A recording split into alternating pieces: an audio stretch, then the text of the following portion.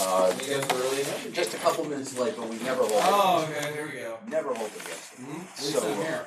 So I was going to ask you about Tehran. Why? It's nice to see you, but B, why Tehran has not been practicing recently, and do you think he'll still be able to play through the knee injury?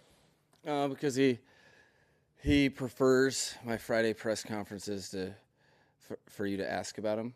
He's really a fan of Barry. So no, I think he's along the same lines of utilizing one of the assets that T said gives us is the ability to know his body, how many reps he needs for an opponent to perform, and to try to gain as many games with him as possible when he's battling through something by way of rest. So, I think this was execution of that.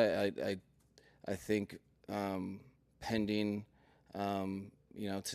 today's practice, I feel optimistic about him playing, but we were able to utilize him and his connectivity to what we're trying to get done, and his experience where he's it's very, very rare that left tackles can feel comfortable playing in a game without at least 2 to 3 days. He's proved to be the exception. So when we can, we try to enhance his ability to play on game day by giving him rest when needed. So he's working and hoping to have him, but we'll see how today goes. Is Fuller still in the concussion protocol? Yeah, he'll be out. Yeah, he'll be out. With Armstead, we always ask these injury questions, but what about just the season you're getting from him? Yeah, no, I think case in point, he's found ways to be involved in practice more often this year, and as a result, he's gotten really good at some technique and fundamentals that he can utilize within the offense. I think he's there's always guys that get better as their career goes. I think he's one of those guys, and that's because of coming out. I think he still has the NFL Combine record for 40 for offensive linemen, and so he was supremely talented. But also, he had the mind and passion to be an elite, left tackle in this league, and as a result, he continues to get better and better. It's something that isn't necessarily the norm, but I've been fortunate in my career to be around a couple guys that have been able to have their best play be in their 30s, and had Trent Williams in San Francisco before, and T said's much like him in that way, where he's utilizing his understanding of the game and his ability to execute and perform with his God-given abilities. Will Alec Ingold be available? We'll see what happens today. I'm feeling as optimistic as I've felt in the last 3 weeks, but that will be subject to setbacks or just how I feel. So it's an important day for him. I know you had been optimistic about Bradley being able to play this year when we last asked you that maybe about 3 weeks ago. It wasn't 3 weeks ago. It had to be last week. It could have been 2 weeks. It had to be last week. Been one. Do you still feel that level of optimism? Yes, I still feel the same exact thing as the last time you asked me. Excellent. And I know at one point you had said that you think Blake Ferguson will play in a game again this year. Do you still think that? I still think that as well.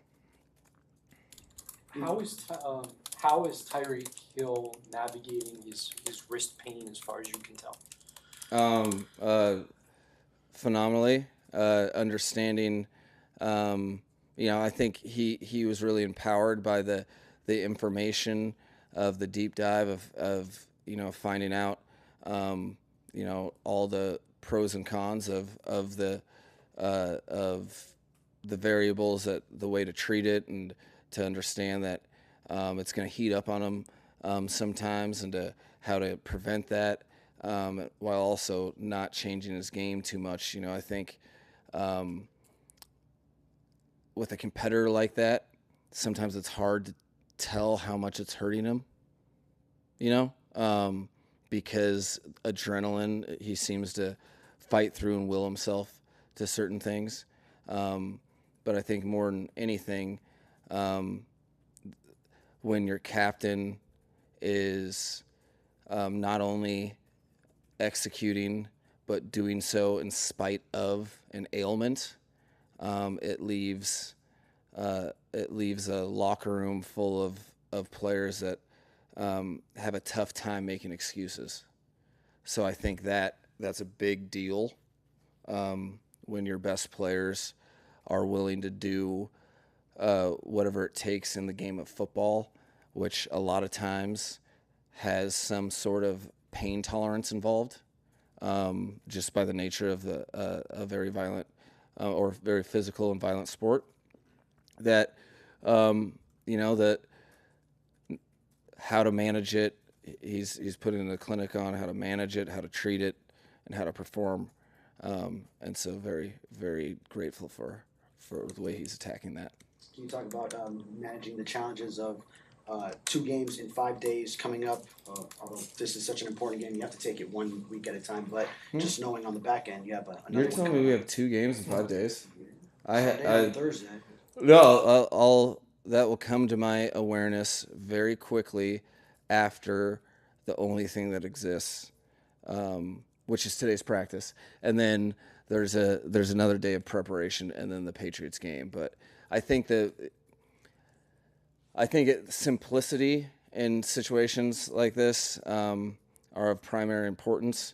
It's very simple that we can't worry about a game that's after a game and say, yeah, let's think about that game, assuming we win this game. That's a recipe for humility, fast humility. So the biggest thing I've been doing with the team is talking exclusively about the Patriots and how we need to approach our jobs in all 3 phases collectively, and we'll get to the rest of the schedule after that. You think we'll see roster moves with McMorris and win this weekend, or is that more likely next week or beyond? More likely next week. The outside of my faulty, I don't have the crystal ball, so I can't say with 100% certainty since we still have this practice, but I would anticipate it's more likely next week or a time after this week. You said Tua has taken a gigantic step when it comes to controlling the emotional part of the football game. And he's mentioned the seakeeper mentality a few times. I'm curious where that seakeeper lesson came from, and also when did you realize that he's made improvements in the emotional piece of the football game? This is something we've been chipping away at, as it's very much one of the biggest things one of the biggest mountains you have to climb as a quarterback. And as a talented thrower, like you have with Tua, sometimes he wants to will the result of a game based upon something he decides pre-snap. Or that has been something that came up in his game that I noticed, because that's part of almost all quarterbacks' game, is trying to make things easier on yourself from a decision-making standpoint and lock into what you're going to do post-snap, pre-snap. So working through that or looking at, attacking that the same way you attack anything else in your game. If you're trying to have a higher completion percentage on plus 40-yard throws, which was a thing at one point, that was that was talked about, I know, in press conferences. You work on it. Well, you work on that difficult task that is way easier said than done. And, I think in the quarterback room, that being ever present, on the tip of the tongue of Coach Bevel in terms of talking about, each play stands on its own merit. That's something that we've been talking about for 2.5 years. And then, then it takes another step forward when you have player ownership in this situation or this circumstance. The phrase "seakeeper" was Tua's to connect the idea that we've been talking about, both, myself, Frank Smith, Coach Bevel, we've all been talking to him about. Well, he kind of equated it to his newfound understanding of boats and what a seakeeper product does, which steadies everything. So I think that is something that not all players are even capable of getting better at the quarterback position. It's extremely difficult to work at something as incessantly as you have to be a starting quarterback in this league, to wear all the results of the team's the team result on the shoulders of, if you're winning, the quarterback gets pats on the back. If you're losing, he gets pointed at. And so that makes it very difficult.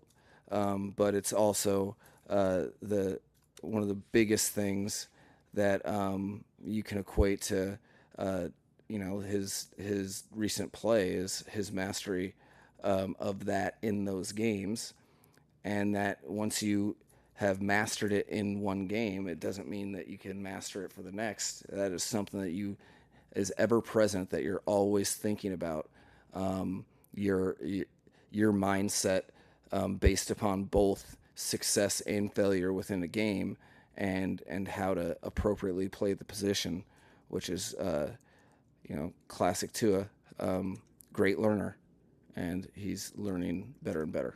Browns and Steelers were in the snow last night. I don't know if you saw any of it. It was pretty to watch from my couch. Yeah. Dude, when you see the highlights or you're watching the game, are you thinking, okay, what might I call in the snow here? Because I suppose calling the game is different in those types of conditions. No, I think that does come up situationally. Obviously, the weather isn't premier for throwing the ball in the air far. However, there are certain types of throws and certain types of situations and known passing situations where you still can operate the same way, and then there's situations that you can't. I think for me, it's a lot easier to adjust to the environmental circumstances, just because it's inherently when you're calling a play, you're thinking that it will work, and when you can't picture how it will work, or if it's it's a little easier to, but you're also attacking that during the entire work week, understanding that while meteorology isn't exact science, they're generally in the right stratosphere. So the most difficult is adjusting to very wet games, because you a lot of times don't know that to be fact based upon the whole week. What is the greater incorporation of Jonnu Smith done for this offense? I think the proof is in the pudding in terms of the last 2 weeks. You've seen very high percentage throws in terms of shorter throws go really long, and you can see his physical skill set, which is he's a hard guy to tackle and very competitive with the ball in his hands. That extra space that defenses tend to give our offense by the overindulgence in paying attention to our perimeter receivers. That the way to equal the playing field is to have players take advantage of that space. I think Jonnu has done a phenomenal job in that regard. I think Tua's done a great job understanding the value of progressions and playing on time, but also distributing the football. And I think there's a multitude of players that have assisted in what Jonnu's been able to do. I think Julian Hill has had some exceptional yak situations, and I think Malik Washington's done the same. So I think he's an example of players finding success in a way that really complements the other skills to your offense, and he's done a great job and is a fun guy to have on our side. All right.